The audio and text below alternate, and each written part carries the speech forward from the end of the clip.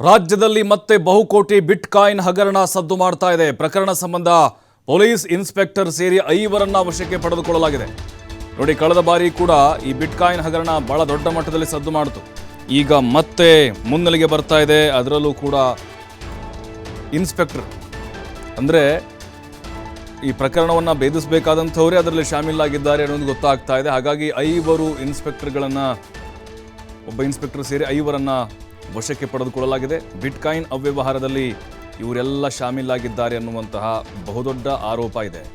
Inspector Santosh, Prashant ಸೇರಿ 5 SIT ವಶದಲ್ಲಿದ್ದಾರೆ.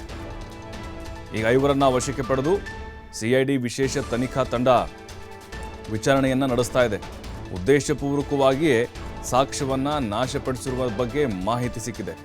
ಅಕ್ರಮದಲ್ಲಿ ಭಾಗಿಯಾದವರಿಗೆ ಈಗ ನಡುಕ ಶುರುವಾಯಿತು. ಕೇವಲ ಇವರಿಷ್ಟೇ ಇದ್ದಾರಾ ಅಥವಾ ಇವ್ರ ಹಿಂದೆ ಯಾರಾದರೂ ಇದ್ದಾರಾ? ಯಾಕಂದರೆ ನೋಡಿ, BJP ಸರ್ಕಾರದ ಅವಧಿಯಲ್ಲಿ ಬಹಳ ದೊಡ್ಡ ಮಟ್ಟದಲ್ಲಿ ಸದ್ದು ಮಾಡಿದಂಥದ್ದು ಈ ಬಿಟ್ಕಾಯಿನ್ ಹಗರಣ. ನಿಮಗೆಲ್ಲ ಗೊತ್ತಿದೆ. ಆ ಶ್ರೀಕಿ ಇದಾನಲ್ಲ, ಶ್ರೀಕಿನ ಪರಪ್ಪನಗ್ರಹಾರ ಜೈಲಿಗೆ ಕಳಿಸಿದ್ರು. ಅವನು ನೂರಾರು ಕೋಟಿ ವ್ಯವಹಾರ ಮಾಡಿದ್ನಂತೆ. ಎಲ್ಲ ಅವನು ಲ್ಯಾಪ್ಟಾಪಲ್ಲಿ ಹಿಡಿಯುತ್ತಂತೆ. ದೊಡ್ಡ ದೊಡ್ಡ ರಾಜಕಾರಣಿಗಳಿಗೂ ಕೂಡ ಅವನು ಅರೆಸ್ಟ್ ಆದಮೇಲೆ ಭಯ ಶುರುವಾಗಿತ್ತು. ಬಟ್ ಈಗ ಈ 5 ಏನು ಇನ್ಸ್ಪೆಕ್ಟರ್ ಇದ್ದಾರೆ, ಇನ್ಸ್ಪೆಕ್ಟರ್ ಸೇರಿ 5 ಪೊಲೀಸ್ ಸಿಬ್ಬಂದಿ ಇದ್ದಾರಲ್ವ, ಇವ್ರು ಯಾವ ರೀತಿಯಾಗಿ ಸಾಕ್ಷ್ಯವನ್ನು ನಾಶ ಮಾಡಿದ್ರು? ಶ್ರೀಕಿಗೂ ಇವನಿಗೆ ಏನಾದರೂ ಲಿಂಕ್ ಇತ್ತಾ? ಅಥವಾ ರಾಜಕಾರಣಿಗಳಿಗೆ ಇವರೇನಾದರೂ ಸಪೋರ್ಟ್ ಮಾಡುವಂತಹ ಪ್ರಯತ್ನವನ್ನು ಮಾಡಿದ್ರಾ? ಈ ಪ್ರಕರಣವನ್ನು ಮುಚ್ಚಿ ಹಾಕಿದ್ರಾ? ಎಲ್ಲ ಆಯಾಮಗಳಲ್ಲೂ ಕೂಡ ತನಿಖೆ ನಡೀತಾ ಇದೆ. ಬಟ್ ಕಾಂಗ್ರೆಸ್ ಸರ್ಕಾರ ಈ ಹಿಂದೆ ಅವರು ಹೇಳಿದ್ರು, ನಾವು BJP ಸರ್ಕಾರದ ಅವಧಿಯಲ್ಲಿನ ಒಂದೊಂದೇ ಹಗರಣವನ್ನು ಮತ್ತೆ ಮರುಜೀವ ಕೊಡ್ತೀವಿ ಅಂತ. ಬಿಟ್ಕಾಯಿನ್ ಹಗರಣ ಕೂಡ ಒಂದು. ಅದರಲ್ಲಿ BJP ಸರ್ಕಾರ ಇದ್ದಂತಹ ಸಂದರ್ಭದಲ್ಲಿ ಸಾಕಷ್ಟು ಜನ ರಾಜಕಾರಣಿಗಳ ಹೆಸರು ಕೂಡ ಕೇಳಿ ಬಂದಿತ್ತು. ಈಗ ಪೊಲೀಸ್ ಇನ್ಸ್ಪೆಕ್ಟರ್ಗಳ ಒಂದು ಬಂಡವಾಳ ಬಯಲಾಗ್ತಾ ಇದೆ. SIT ಆವಾಗಲೂ ಕೂಡ SIT ಕೊಟ್ಟಿದ್ದರು, ತನಿಖೆನ ಮಾಡ್ತು CIDನೂ. ಆದರೆ ಅಷ್ಟೊಂದು ಸಾಕ್ಷಿಗಳನ್ನು ಕಲೆ ಹಾಕಿರಲಿಲ್ಲ. ಬಟ್ ಶ್ರೀಕಾಂತವನ್ನ ಬಂಧಿಸಿದ್ರು, ಅವನು ಮಾಸ್ಟರ್ ಮೈಂಡು.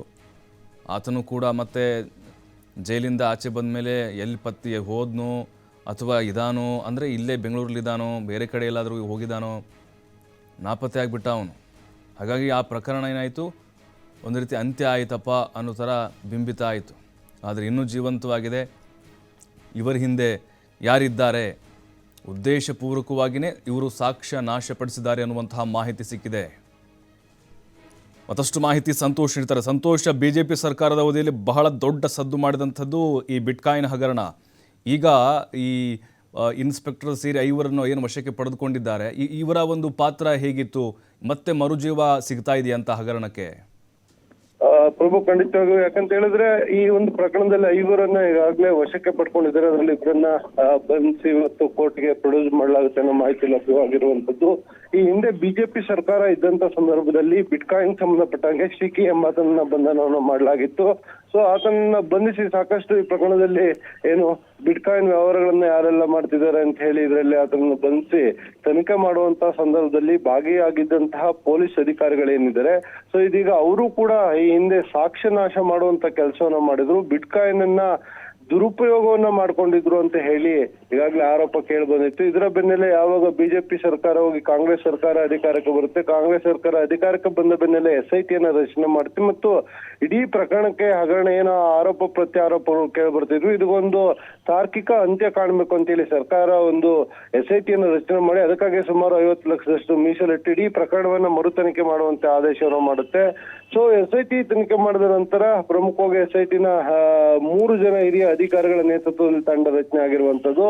ಸೊ ಸಾಕಷ್ಟು ಈ ಪ್ರಕರಣಕ್ಕೆ ಸಂಬಂಧಪಟ್ಟ, ಯಾಕಂದ್ರೆ ಅಂತಾರಾಷ್ಟ್ರೀಯ ಮಟ್ಟದಲ್ಲೂ ಕೂಡ ಆಗ CCB ಅಧಿಕಾರಿಗಳು ತನಿಖೆ ಮಾಡುವಂತ ಸಂದರ್ಭದಲ್ಲಿ ಅಂತಾರಾಷ್ಟ್ರೀಯ ಏನು ತನಿಖಾ ಸಂಸ್ಥೆಗಳಿರುತ್ತೆ ಅದರ ಸಹಾಯವನ್ನು ಕೂಡ ಪಡ್ಕೊಂಡಿದ್ವು. ಬಿಟ್ಕಾಯಿನ್ ಅನ್ನುವಂಥದ್ದು ಭಾರತಕ್ಕೆ ಅಂದ್ರೆ ಈ ರೀತಿಯ ಹಗರಣಗಳ ವಿಚಾರಗಳು ಬಂದಾಗ ಹೊಸದಾಗಿತ್ತು. ಈ ಹಿನ್ನೆಲೆಯಲ್ಲಿ ಅಂತಾರಾಷ್ಟ್ರೀಯ ತನಿಖಾ ಸಂಸ್ಥೆಗಳ ಒಂದು ನೆರವನ್ನು ಪಡ್ಕೊಂಡು ಕೂಡ ತನಿಖೆಯನ್ನ ಮಾಡಿದ್ರು. ಆ ಸಂದರ್ಭದಲ್ಲಿ ಸಾಕಷ್ಟು ಸುಮಾರು 500 ಕೋಟಿಗೂ ಅಧಿಕ ಮೊತ್ತದ ಒಂದು ಬಿಟ್ಕಾಯಿನ್ ಹಣ ಏನಿರುತ್ತೆ, ಈ ಒಂದು ಹಣವನ್ನು ದುರುಪಯೋಗವನ್ನು ಪಡ್ಕೊಂಡಿದ್ದಾರೆ ಅಂತ ಹೇಳಲಾಗ್ತೈತೆ. ಇದರಲ್ಲಿ ಭಾಗಿಯಾಗಿದ್ದಂತ ಕೆಲ ಅಧಿಕಾರಿಗಳೇನಿದ್ರು, ಅಂದ್ರೆ ಹಿಂದೆ ಬಿಟ್ಕಾಯಿನ್ ಇದ್ದಿದ್ದನ್ನ ತೆಗೆದುಕೊಂಡು ಇವರು ಅದರ ಯಾವುದೂ ರೀತಿ ಇಲ್ಲ, ಏನು ಕೂಡ ಇಲ್ಲ ಅನ್ನೋ ರೀತಿಯಲ್ಲಿ ಅಲ್ಲಿನ ಎಲ್ಲಾ ಸಾಕ್ಷ್ಯಗಳನ್ನ ನಾಶ ಮಾಡಿದ್ರು.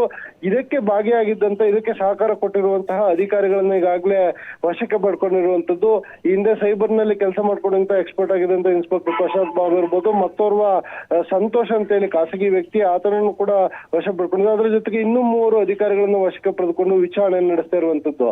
ಏನು SIT ತಂಡ ನಿನ್ನೆ ಏಕಾಏಕಿಯಾಗಿ ವಿಚಾರಣೆ ಅಂದ್ರೆ ಈ ಮೊದಲಿಂದ ಕೂಡ ಪ್ರಕರಣಕ್ಕೆ ಸಂಬಂಧಪಟ್ಟಾಗಿ ವಿಚಾರಣೆಯನ್ನು ಮಾಡ್ಕೊ ಬರ್ತಾ ಇತ್ತು. ಯಾವಾಗ ಇವರಿಗೆ ಸೂಕ್ತ ಸಾಕ್ಷ್ಯಾಧಾರಗಳು ಸಿಕ್ತು, ನಿನ್ನೆ ಈ 5 ಕರೆದುಕೊಂಡು ಈಗಾಗಲೇ 2 ವಶಪಡಿಸಿಕೊಂಡು ಬಂಧನ ಮಾಡಿರುವಂತದ್ದು. ಇನ್ನೂ 3 ಇವತ್ತು ಬಂಧಿಸುವ ಸಾಧ್ಯತೆ ಇರುವಂತದ್ದು. ಒಟ್ಟಾರೆ 5 ಜನರನ್ನು ಬಂಧಿಸಿ ನಂತರ ಹೆಚ್ಚಿನ ತನಿಖೆಯನ್ನ ಮಾಡಲಾಗುತ್ತೆ. ಇಡೀ ಪ್ರಕರಣದಲ್ಲಿ ನೆಕ್ಸ್ಟ್ ಇವರು ಯಾವಾಗ ಪೊಲೀಸ್ ಕಸ್ಟಡಿಗೆ ತೆಗೆದುಕೊಳ್ತಾರೆ, SIT ಕಸ್ಟಡಿಗೆ ತೆಗೆದುಕೊಳ್ತಾರೆ, ಅದಾದ ನಂತರ ಈ ಅಧಿಕಾರಿಗಳಿಂದ ಇವರ ಜೊತೆ ಯಾರೆಲ್ಲ ಭಾಗಿಯಾಗಿದ್ದಾರೆ ಅಂದ್ರೆ ಈ ಹಿಂದೆ ಹಿರಿಯ ಪೊಲೀಸ್ ಅಧಿಕಾರಿಗಳಿರ್ಬೋದು, ರಾಜಕಾರಣಿಗಳಿರ್ಬೋದು, ರಾಜಕಾರಣಿಗಳ ಪುತ್ರರಿರ್ಬೋದು, ಸೊ ಈಗ ಹಲವರ ಮೇಲೆ ಶ್ರೀಕಿ ಇರ್ಬೋದು, ಈ ತರ ಹ್ಯಾಕರ್ಸ್ ಮೇಲೆ ಸಾಕಷ್ಟು ಆರೋಪಗಳು ಕೇಳಿ ಬಂದಿತ್ತು. ಸೊ ಅವ್ರೆಲ್ರಿಗೂ ಕೂಡ ನೋಟಿಸ್ ಕೊಟ್ಟು ಅವ್ರನ್ನು ಮತ್ತೆ ಹೆಚ್ಚಿನ ವಿಚಾರಣೆಗೆ ಅವ್ರನ್ನ ಕರೆಸ್ಕೊಂಡು ವಶಪಡಿಸ್ಕೋಬಹುದಾ ಇಲ್ಲ ಬಂಧಿಸಬಹುದಾ, ವಿಚಾರಣೆ ಮಾಡಿ ಬಿಟ್ಟು ಕಳಿಸ್ತಾರ ಅನ್ನೋದನ್ನ ನಾವು ಕಾಯ್ದು ನೋಡ್ಬೇಕಾಗತ್ತೆ ಪ್ರಭು. ಥ್ಯಾಂಕ್ ಯು ಸಂತೋಷ್ ಮಾಹಿತಿಗಾಗಿ.